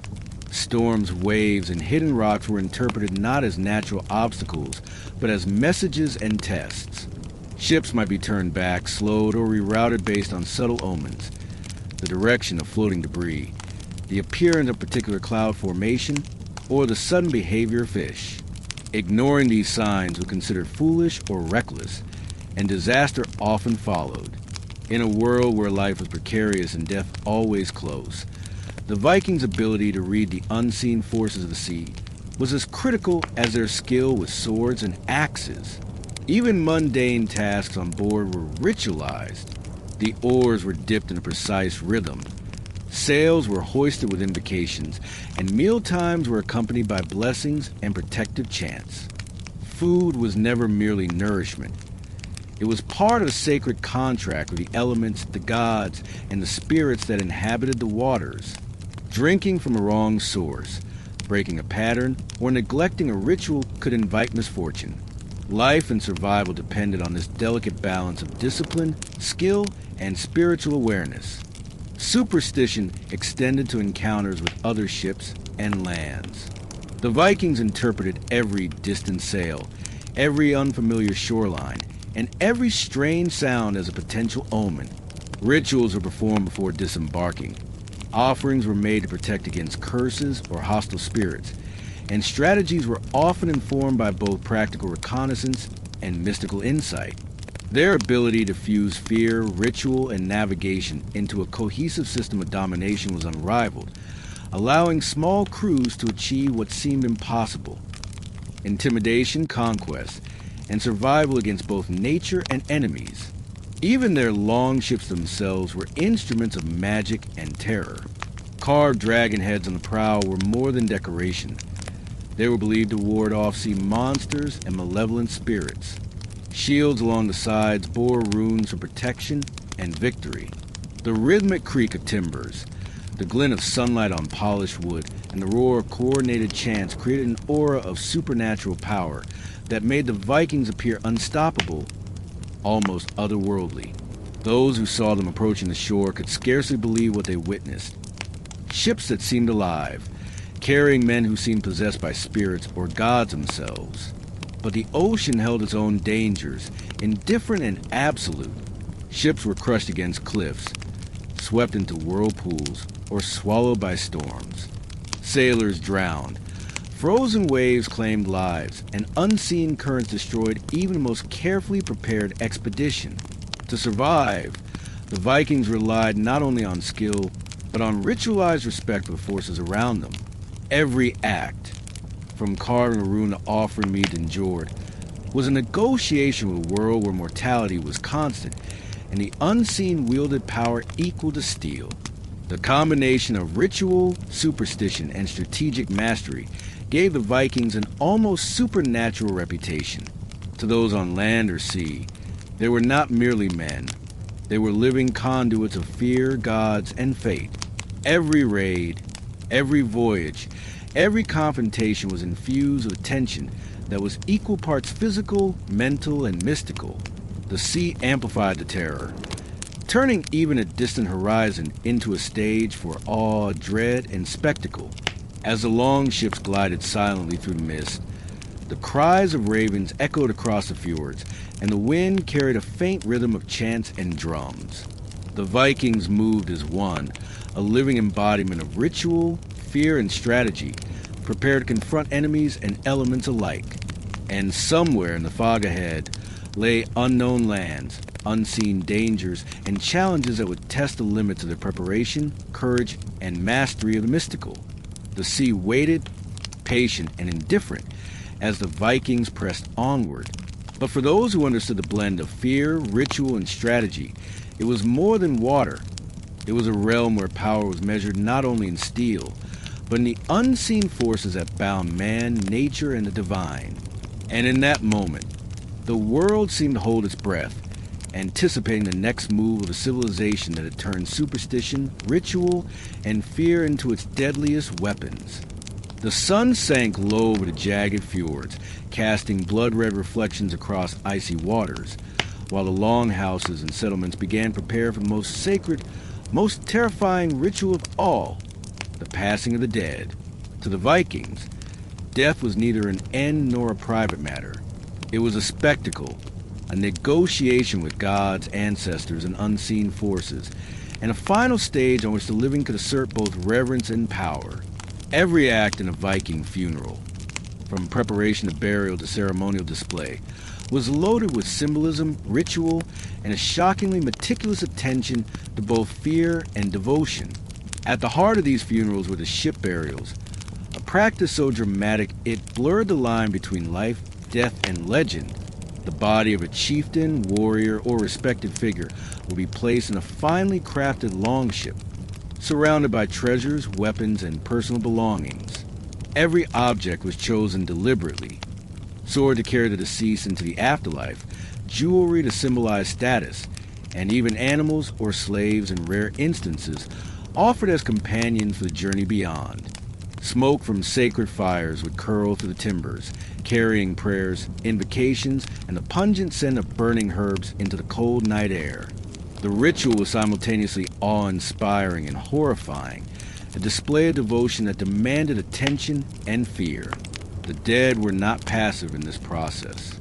They were believed to maintain influence over the living, capable of blessing or cursing from beyond the grave. Certain acts during the funeral were intended to ensure that the deceased spirit would not return in wrath. Weapons might be bent, shields destroyed, or bodies positioned in precise arrangements, all to prevent restless spirits from haunting the clan. Failure to observe these rites properly could result in misfortune, illness, or death among the living. Every detail, no matter how small, was infused with cosmic importance, and the consequences of neglect could extend for generations. The spectacle extended beyond the longhouse and into the village. Entire communities would gather, participating in chants, songs, and ceremonies designed to honor the dead while simultaneously invoking fear and awe. Smoke from funeral pyres mixed with the salt air and the cries of ravens, creating a scene so vivid it could sear itself into memory. Children and adults alike were taught to witness these rituals with both reverence and terror, understanding that death was as much about living fear as it was about the passage to the next world. Sometimes the funerals included human or animal sacrifice, a shocking practice meant to accompany the deceased into the afterlife or to appease gods. Slaves, servants, or animals could be offered, ensuring that the dead would have protection and companionship on their journey. These acts were executed with ritual precision, never casually, and with full awareness of their terrifying symbolism. To outsiders, such practices were barbaric. To the Vikings, they were essential, sacred, and deeply logical within their belief system. The interplay of fear, ritual, and spectacle reached its peak in cremation ceremonies. The deceased would be placed on a pyre, surrounded by offerings, weapons, and charms. Flames would consume the body, releasing smoke and ash believed to carry the soul to the afterlife.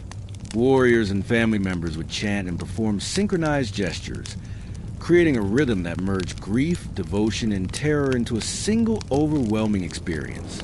The fire itself was alive in their perception, a conduit between worlds, a medium of both destruction and transcendence.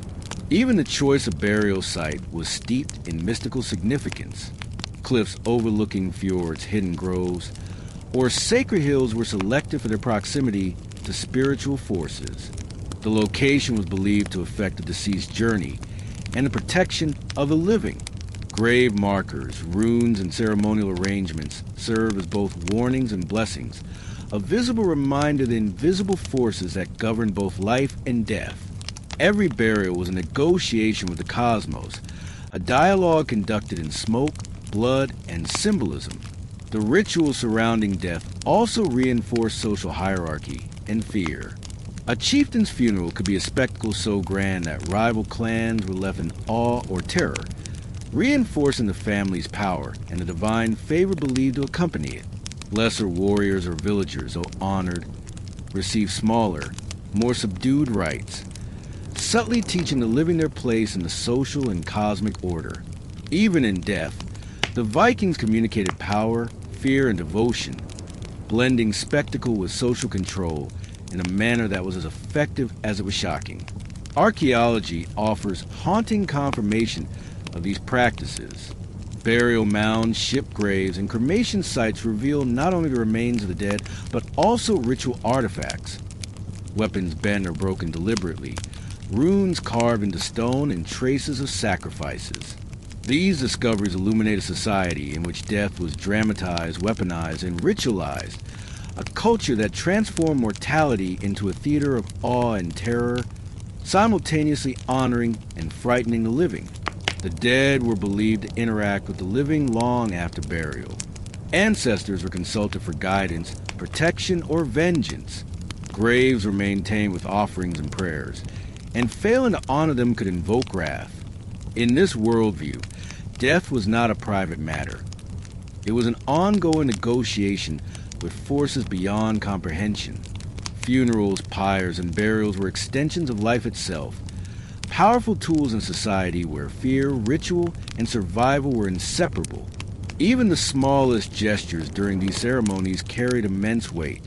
A misplaced charm, an incorrectly placed weapon, or a mispronounced chant could reverse fortune or invite calamity. Every action was intentional, measured, and terrifyingly precise. The ritualistic approach to death ensured that the living learned early that fear, respect, and devotion were not optional. They were survival mechanisms, reinforced in the most vivid, shocking, and emotional ways. As night fell and the pyres glowed against the icy fjords, the air thick with smoke, chant, and the distant cries of animals, one could almost sense the unseen watching. The Vikings believed that gods, spirits, and ancestors were present, judging every act, blessing some, punishing others. The rituals were not simply about honoring the dead. They were about controlling the living, asserting power, and negotiating with forces that could not be ignored.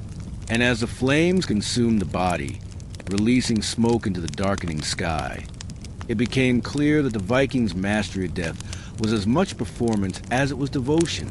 Fear, spectacle, ritual, and cosmic negotiation converged into a single, unforgettable event, leaving the living in awe and ensuring that even in passing, the dead commanded power, respect, and terror.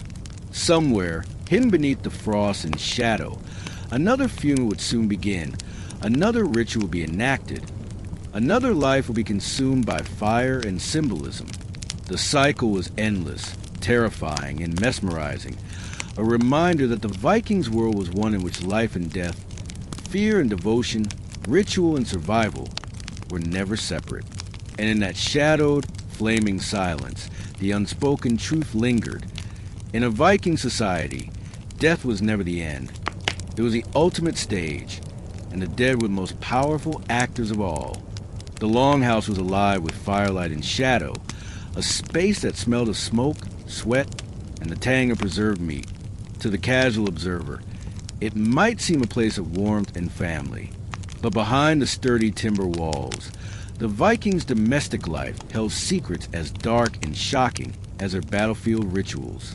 Fear, superstition, and taboo were woven into every aspect of daily existence, creating a home that was simultaneously sanctuary and stage of mystical, the grotesque, and the deeply controlled.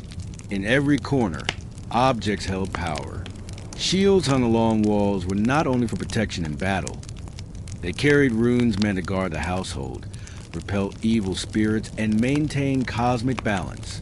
Cooking implements, weapons, and even beds were treated with caution, cleansed and blessed in subtle rituals to ensure they did not become conduits for misfortune. A misplaced knife, an unwashed dish, or a broken charm could be interpreted as an omen of disaster, disease, or death.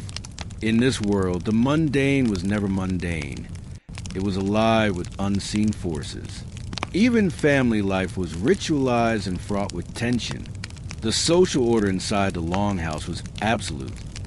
The chieftain or patriarch ruled not only with strength but through the invocation of unseen powers. Obedience was enforced through fear, respect, and subtle supernatural threats. Children learned early that disobedience can invite curses, illness, or misfortune, not just from their elders, but from spirits, gods, and ancestors who were ever present. Discipline was inseparable from devotion, and daily life was structured to reinforce both social hierarchy and mystical awareness. The most shocking domestic practices often revolved around birth and death. Midwives were not merely caregivers. They were ritual specialists.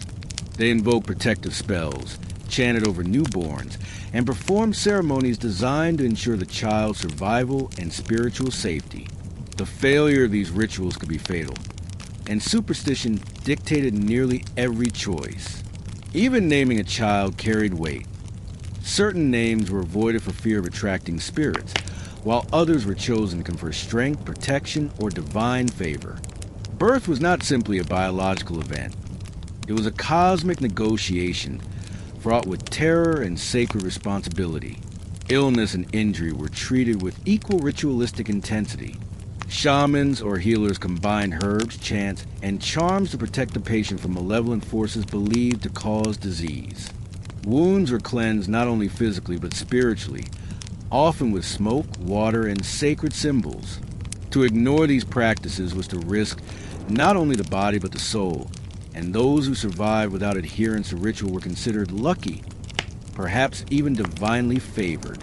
Fear was always present, reinforcing respect and obedience in every aspect of domestic life.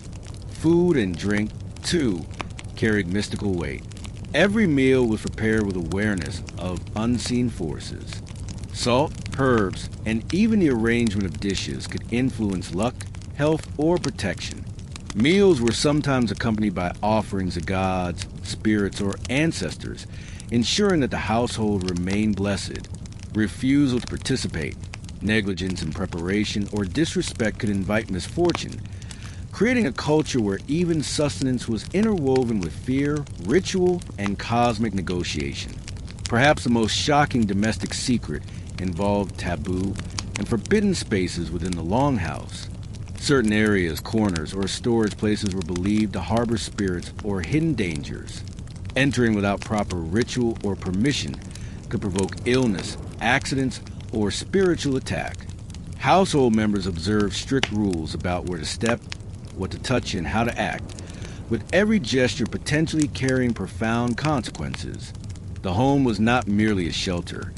It was a carefully curated environment in which the invisible world was ever present, demanding respect and vigilance. Superstition extended to relationships and social interactions. Trust was measured not only by personal loyalty, but by spiritual purity and ritual adherence. Marriages, alliances, and daily interactions were sometimes accompanied by charms, blessings, or warnings designed to maintain harmony and ward off unseen threats. Social cohesion relied on a shared belief in the mystical forces that govern life, and fear was both a tool and a safeguard. Those who ignored it risked not only social ostracism, but tangible misfortune. Even entertainment and storytelling carried the weight of superstition. Sagas told around a fire were not merely for amusement. They were lessons in morality, ritual, and cosmic consequence. Ghosts, spirits, and gods were invoked, reminding listeners that the world extended far beyond the longhouse walls. Tales of betrayal, courage, and divine intervention were more than stories. They were warnings, reinforcement of social norms, and a method of maintaining fear, respect, and spiritual awareness within the family. Daily life was punctuated by moments of ritual and observance. Cleaning, tending fires, feeding animals, and even sleeping involved gestures and prayers to protect the household from misfortune. The Vikings' domestic world was one in which fear was never idle. It was active, deliberate, and continuous, shaping every action, every decision, every breath. Survival depended on attentiveness, obedience, and the subtle mastery of both visible and invisible forces. Archaeology offers chilling glimpses into these hidden domestic horrors. Excavations of longhouses reveal charms, runic inscriptions, and ritual objects placed in corners or beneath floors, likely intended to protect, curse, or guide. The careful positioning of objects, remnants of offerings, and traces of repeated ritual acts suggest a society in which daily life was inseparable from fear, magic, and cosmic negotiation. The Vikings' mastery of ritual extended far beyond battlefields, encompassing every flicker of fire, every shadowed corner, and every whispered chant inside their homes. And as night fell, the flickering shadows cast by hearth fires seemed almost alive. Every movement, every sound, every murmur could carry meaning, blessing, or threat. The longhouse was a living entity, a vessel for power, fear, and ritual, in which the line between ordinary life and mystical influence was terrifyingly thin. Inside, the Vikings existed in a state of constant awareness, where obedience, respect, and fear were as vital to survival as strength, courage, and skill. Somewhere in the dark corners of these timbered homes, whispered rituals were performed, charms were placed, and invocations spoken. Life inside a Viking longhouse was as shocking and intense as the battles they waged, the funerals they conducted, and the voyages they undertook. It was a microcosm of their society, a world where the unseen ruled as much as the seen, where fear and devotion were inseparable, and where survival depended on mastery of both life and death. The morning sun broke over the fjords, gilding the icy waters with a soft, golden light that contrasted sharply with the harshness of the Viking world. In these moments, glimpses of beauty and devotion emerged amid the relentless brutality, revealing a civilization that was as complex as it was shocking. The Vikings were not merely raiders, warriors, and mystics. They were artists, poets, and believers who infused their lives with ritual, symbolism, and creativity. The same hands that wielded axes and carved runes into skulls could also craft intricate jewelry, delicate carvings, and ships that were masterpieces of design and engineering. Their art and craftsmanship were suffused with religious and mystical significance. Every pattern etched into wood, every twist of silver or gold, carried meaning, protection, divine favor, or commemoration of ancestors. Dragons, wolves, and other creatures appeared repeatedly in their designs, not merely for decoration, but as symbols of power, courage, and the unseen forces that govern life. Art was inseparable from ritual. Beauty was never neutral. Every ornament was a statement, a charm, a declaration of the wearer's awareness of the mystical and their mastery over fear. Music, too, played a role in their cultural and spiritual lives. Lyres, horns, and drums were used not only for entertainment, but for ceremony, storytelling, and preparation for battle. The rhythms of drums could synchronize a crew on a longship, align warriors on a battlefield, or accompany chants during sacred rituals. The sound of music was more than melody. It was an invocation, a call to spirits, gods, and courage itself. To witness Vikings singing or playing was to glimpse a society in which sound could bend perception, control emotion, and manipulate the very forces of nature. Or so they believed. Storytelling was their lifeblood, bridging past, present, and future. Sagas, myths, and histories were recited with dramatic intensity, teaching lessons of loyalty, courage, betrayal, and divine intervention. Gods walked among humans, heroes achieved impossible feats, and monsters roamed the land, all captured in oral performance that was simultaneously entertaining, instructive, and terrifying. Storytelling reinforced social order and spiritual awareness, embedding lessons of fear, respect, and survival into every mind that listened. Yet, amid this artistry, the shocking reality of violence, taboo, and death was never far away. Rituals of war, superstition, and domestic fear persisted alongside beauty and devotion, creating a society that lived in constant contrast, capable of delicate craftsmanship and profound ritual, yet equally capable of extreme brutality and terror. The same hands that carved sacred symbols also raised weapons, and the same minds that recited poetry could orchestrate psychological warfare. Life was never simple. It was a delicate balance of creation and destruction, devotion and horror, fear and reverence. Religion was central to this duality. The Vikings worshipped gods who were themselves contradictions. Odin, wise yet terrifying. Thor, protector yet destructive. Freya, loving yet vengeful. Rituals, offerings, and prayers were intended to appease these powerful forces, ensuring success in battle, protection at sea, and prosperity at home. But the gods also demanded respect through fear. A misstep, a forgotten offering, or broken taboo could provoke disaster. Their religion was lived, experienced, and feared, not merely believed. Every act, artistic or violent, was infused with divine awareness, a constant negotiation with powers beyond comprehension. Even love and family life reflected this tension. Marriages and alliances were celebrated with feasts, music, and ritual, yet they were bound by strict rules, superstition, and social order. Domestic practices, from child rearing to household protection, were governed by fear of the unseen. Every blessing, charm, and offering was designed to secure not only physical safety, but spiritual favor. To the Vikings, devotion was inseparable from vigilance, and beauty from the acknowledgement of danger. The natural world played an equal role. The northern lights, the fjords, the forests, and the storms were all part of a universe alive with meaning. Hunting, farming, and exploration were conducted with awareness of omens and spirits. A successful hunt required ritual. A voyage demanded respect. Nature was both resource and divine test, beauty and threat intertwined. Observing it was a practice of survival. Fear and awe.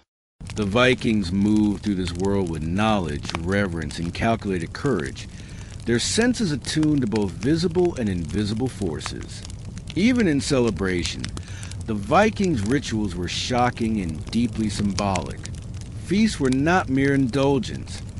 They reinforced hierarchy, loyalty, and divine favor. Drinking, singing, and gift-giving were all accompanied by blessings, charms, and invocations. The act of sharing food and drink was a sacred acknowledgement of gods, ancestors, and community. To participate was to respect cosmic order. To neglect ritual was to risk divine wrath, social shame, or even misfortune. Joy was inseparable from fear, and celebration from reverence.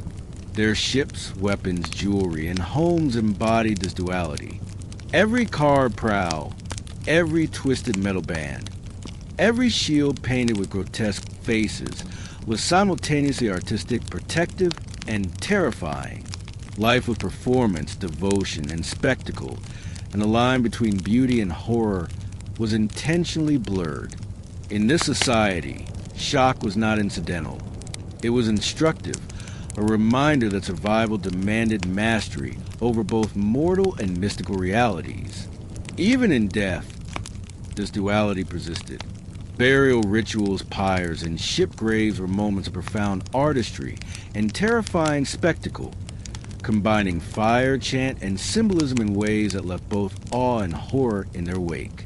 Life and death, fear and devotion, beauty and brutality, all existed in continuous tension, reinforcing the Vikings' mastery over both seen and unseen worlds. The legacy of the Vikings is thus inseparable from this complexity. They were builders, warriors, mystics, and artists, inhabiting a universe where every act carried weight, every gesture mattered, and every moment was charged with meaning.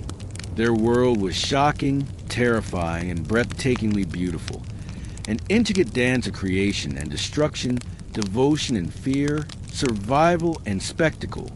And as the sun dipped below the fjord, casting long shadows across the longhouses, forests, and cliffs, one could almost hear the whispers of the past. The chants, the stories, the laughter, the screams, echoing across centuries. The Vikings' contradictions endured, leaving behind a civilization as mesmerizing as it was horrifying, as beautiful as it was brutal, and as human as it was mythic. In their art, their rituals, their homes, and their ships, the Vikings spoke across time, reminding us that life, death, and belief are inseparable, and that terror and beauty can coexist in ways that shock, inspire, and haunt the imagination forever. Night fell over the fjords, a velvet darkness broken only by the flicker of torches and the glint of distant fires along the shoreline. The long ships rocked gently against the icy waves, their dragon-headed prows cutting through the mist like specters of the past.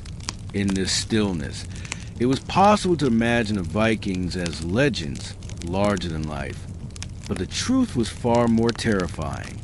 They were real, and every choice, every ritual, every act of devotion or violence had been calculated to command fear, respect, and power. Their world was one in which myth and mortality collided, where life itself was a stage, and every actor was bound to the invisible strings of gods, spirits, and cosmic fate. The culmination of their existence, the apex of their rituals and power, was not in raiding, sailing, or even fighting. It was in mastery. Mastery over life and death, over fear and devotion, over the seen and the unseen.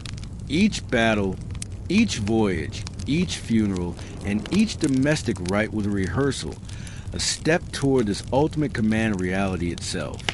Their eyes were always scanning, their minds always calculating, their hands always ready, not just for survival, but for control over forces that ordinary humans could scarcely comprehend. Even now, as the fog rolled over the cliffs and the cries of distant ravens echoed across the fjord, the Vikings' legacy lingered. Ghostly images of berserkers in trance, long ships gliding silently across the sea, and ritual pyres consuming the dead haunted the imagination, reminders that fear, ritual, and devotion were inseparable. Their influence stretched beyond mere conquest. It was psychological, mystical, and deeply cultural, leaving marks not just on land, but on the human psyche itself. Somewhere in the shadows, the echoes of domestic life persisted. The careful placement of charms, the whispered prayers over children and meals, the vigilant attention to omens and taboos. Every act was a negotiation with the invisible, a constant reinforcement of hierarchy, devotion, and survival. To understand the Vikings was to understand that fear was not a byproduct of their society. It was the very fabric of it, woven into art, ritual, home, and battlefield alike. The night sky seemed to shimmer with a strange intensity. Stars flickered like watchful eyes, and the aurora borealis cast undulating lights across the fjords, illuminating forests, mountains, and villages with a supernatural glow. The Vikings would have read these lights as omens, messages, and divine approval, or warnings. Every natural phenomenon was imbued with meaning, and every action had consequences that could ripple across the physical and spiritual worlds. Their connection to the cosmos was intimate, terrifying, and absolute. And yet, despite the terror, there was beauty. The carvings on shields, the intricate knotwork of jewelry, the poetic rhythms of sagas, all were proof that the society thrived in contradiction. Life was brutal, sacred, and artistic all at once. Every death, every victory, every journey was layered with meaning, designed to terrify, awe, and instruct. Fear was their tool, but it was also their lens. Through it, they understood the fragility of life, the weight of duty, and the necessity of devotion to forces greater than themselves. The final, most shocking truth of the Vikings was that they had learned to live with death as a companion rather than an enemy. Mortality was omnipresent, on the battlefield, at sea, within the longhouse, and in every ritualized moment. Yet this awareness did not diminish them. It empowered them. They turned fear into a weapon, devotion into strategy, and ritual into survival. Life and death were no longer separate. They were stages upon which power, belief, and spectacle played out in endlessly mesmerizing, terrifying cycles. And somewhere beyond the fjord, unseen lands awaited.